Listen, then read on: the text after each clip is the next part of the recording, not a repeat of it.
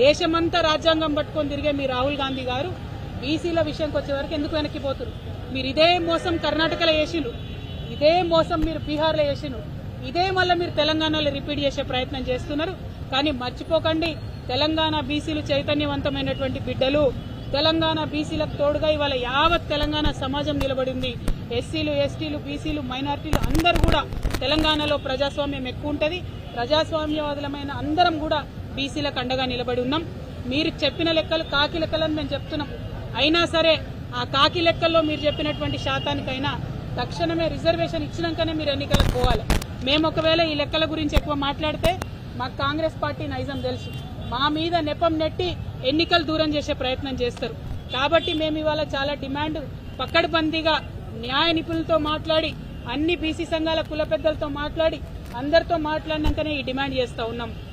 మీరు ఇచ్చిన కాకి లెక్కలైనా సరే 56.3% రిజర్వేషన్ పెట్టి ఎన్నికలకు పోండి. ఈ లోపల ఒక 15 రోజులు రివ్యూకి టైం ఇవ్వండి.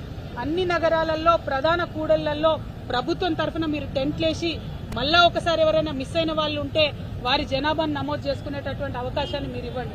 మీకు చిత్తశుద్ధి ఉందంటున్నారు కదా, ఇవ్వండి.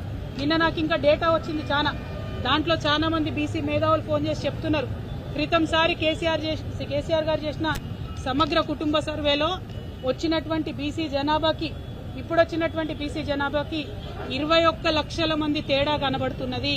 మరి ఆ 21 లక్షల మందికి ఎందుకు అకౌంటబిలిటీ లేదు? క్రితంసారి సమగ్ర కుటుంబ సర్వేలో ఓసీల సంఖ్య చాలా తక్కువగా కనపడ్డది, ఈసారి ఓసీల సంఖ్య చాలా పెంచి కనపడుతున్నది. మరి దీంట్లో ఏంటి మతలబు?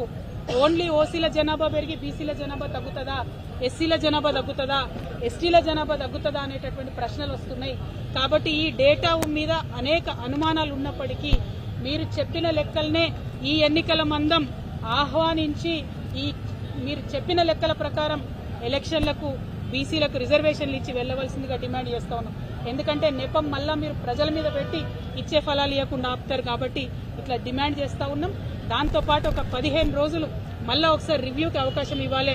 ఎవరైతే ఎన్రోల్ కాలేదో వాళ్ళు ఎన్రోల్ చేసుకునే అవకాశం ఇవ్వాలి. మేము రేపు పొద్దున అసెంబ్లీలో చర్చ పెట్టినారు, దాన్ని ఆహ్వానిస్తున్నాం. అసెంబ్లీలో ప్రభుత్వం ఇంకా ఏమైనా క్లారిటీ ఇస్తుందేమో కూడా తప్పకుండా వేచి చూస్తాం. ఇచ్చిన తర్వాత కూడా మళ్ళీ బీసీ ఉద్యమాలలో ఎన్నో సంవత్సరాల నుండి పనిచేస్తున్నటువంటి అందరి పెద్దల్ని కూడా కలుస్తాం. కృష్ణయ్య గారైనా, వి ప్రకాష్ గారైనా, ఇంకా అనేక మంది పెద్దలు ఉన్నారు, నాయకులు ఉన్నారు. అందరితోని రేపు అసెంబ్లీ తర్వాత కూడా మళ్ళీ కలిసి సమాలోచన చేస్తాం. అల్టిమేట్ గా తెలంగాణలోని బీసీలకు సాధికారత వచ్చేంత వరకు, రాజకీయాల్లో మనకు దక్కాల్సిన వాటా మనకు దక్కేంత వరకు పోరాటం ఆగదు. జాగృతి ఈ పోరాటంలో ముందుంటదని చెప్పి మీ అందరికీ తెలియజేస్తున్నాను. Thank you.